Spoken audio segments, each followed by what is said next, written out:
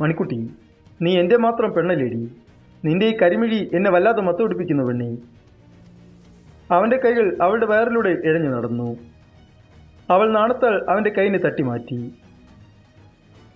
മണിക്കുട്ടി, എന്തേ വേണ്ടേ? നിന്നെ നുകരുവാൻ വൈകിപ്പോയി. നിന്നെ അത്രമേൽ എനിക്ക് പ്രാണനാണ് പെണ്ണി.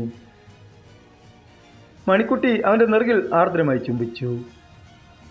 അവൻ ആ ചുംബനത്താൽ കണ്ണുകളടച്ചു. പല്ലവി, നിന്നോട് എത്ര പറഞ്ഞാലും നീ കേൾക്കില്ലല്ലേ?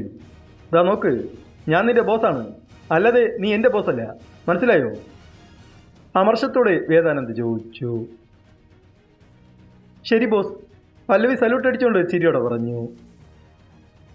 വേദാനന്ദ് ഒരു കമ്പനി വെച്ച് നടത്തി വളർന്നു വരുന്ന ഒരു യുവ ബിസിനസ്മാൻ.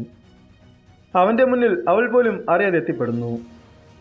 അവൻ്റെ കലിപ്പിൻ്റെ മുന്നിൽ പല്ലവി പിടിച്ചു നിൽക്കുമോ? ഏതിൻ്റെ ദേഷ്യം നിനക്കറിയില്ല. എന്നെ ദേഷ്യം പിടിപ്പിക്കല്ലേ? നിന്നെ എനിക്ക് വെറുപ്പാണ്. ഒന്ന് പോയി തരുമോ നീ? പല്ലവിയുടെ മുന്നിൽ ഫയൽ വലിച്ചെറിഞ്ഞുകൊണ്ട് വേദാനന്ദ് അലറി. പല്ലവി പേടിയുടെ പിന്നിലൊട്ടാഞ്ഞു. അവളെന്തോ പറയാമെന്നതും ആദ്യ കണ്ണുകൾ കൊണ്ട് ആംഗ്യം കാണിച്ചു. പല്ലവി ഒന്നും മിണ്ടാതെ തിരിഞ്ഞു നടന്നു. രണ്ടാം മംഗല്യം, ഒരു റൊമാൻറ്റിക് ലവ് സ്റ്റോറി. പ്രണയവും റൊമാൻസും കലർന്നു വരുന്ന ഒരു കുടുംബകഥ.